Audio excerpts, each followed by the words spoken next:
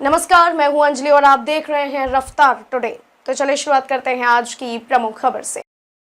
जीते जागते करिश्मे का नाम है नरेंद्र मोदी। भला 27 साल के शासन के बाद कहीं जीत का रिकॉर्ड बनता है। गुजरात में लगातार 27 सालों के शासन के बाद भारतीय जनता पार्टी विधानसभा चुनावों में रिकॉर्ड जीत दर्ज करने जा रही है। बीजेपी को गुजरात विधानसभा में अधिकतम 127 सीटें वर्ष 2002 के चुनाव में मिली थी और 2017 के पिछले चुनाव में पार्टी विधायकों का आंकड़ा 3 अंकों को नहीं छू सका था। सिर्फ 99 सीटों पर जीत के साथ वह बीजेपी का गुजरात विधानसभा चुनाव में सबसे खराब प्रदर्शन था। लेकिन मजे की बात देखिए कि अगले ही चुनाव में 127 का उच्चतम आंकड़ा भी पार कर रही है, यानी 2 चुनावों के बीच फर्श से अर्श तक का सफर, वो भी 27 वर्ष के लगातार शासन के बाद। साथ में संपन्न हुई हिमाचल प्रदेश में वही बीजेपी तमाम कोशिशों के बावजूद हर चुनाव में सरकार बदलने के रिवाज को नहीं तोड़ पा रही है। गुजरात में ऐसा क्या है कि 27 वर्ष का सत्ता विरोधी लहर की जगह सत्ता समर्थन में आंधी चल रही है। राजनीति के महापंडितों की माने तो प्रधानमंत्री नरेंद्र मोदी वो फैक्टर है जिनके दम पर बीजेपी गुजरात में अजय बन गई है। हालांकि इस सच्चाई से भी इनकार नहीं किया जा सकता है कि गुजरात में मुख्य विपक्षी दल कांग्रेस बिल्कुल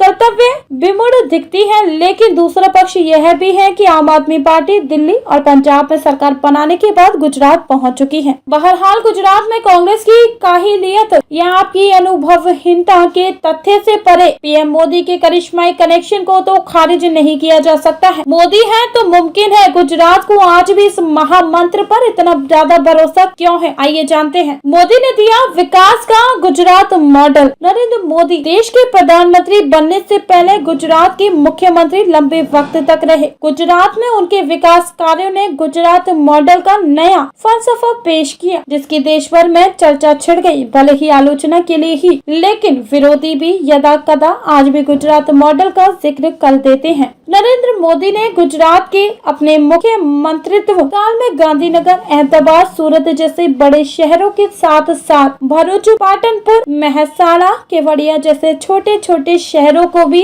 कारोबार के नक्शे पर उभार दिया। उन्होंने पूरे गुजरात में निवेश आकर्षित करने के उचित माहौल बनाए, जिससे विदेशी निवेशकों में होड़ लग गई। मोदी के कार्यकाल में गुजरात की सड़कों और पार्कों से लेकर वहां स्कूल कॉलेज तक में बड़े बदलाव हुए। गुजरात में रोजगार के मौके बढ़े। बड़ी बात यह है कि कुटीर उद्योगों के बढ़ावा देकर रोजगार के क्षेत्र में महिलाओं को भी खूब सशक्त किया गया। यही वजह है कि गुजरात में बेरोजगारी कभी प्रभावी चुनावी मुद्दा नहीं बन पाता है। दिल्ली के मुख्यमंत्री अरविंद केजरीवाल और उनकी आम आदमी पार्टी ने इस चुनाव में बेरोजगारी की बात की, लेकिन वो इस मुद्दे को कितना भुना पाए वो तो नतीजे से पता ही चल गया। बतौर मुख्यमंत्री नरेंद्र मोदी ने नर्मदा नदी पर बांध बनाकर उन जगहों पर सिंचाई और पीने का पानी पहुंचा दिया जहां लोग पानी की बूंद बूंद को तरसते थे। मेधा पाटकर ने नर्मदा डैम के खिलाफ बड़ा आंदोलन छेड़ा और तरह तरह के लांछन लगाकर बांध बनाने का काम में वादा खड़ी करने की जी तोड़ कोशिशें की। आज नर्मदा नदी पर बने सरदार सरोवर बांध के कारण रेगिस्तानी इलाकों में सिंचाई की व्यवस्था तो हो ही गई है। भारी मात्रा में बिजली पैदा होने से गुजरात दूसरे राज्यों को भी बिजली आपूर्ति करता है। गाँव और किसानों की हालत सुधारने की दिशा में भी मोदी ने ठोस काम किए।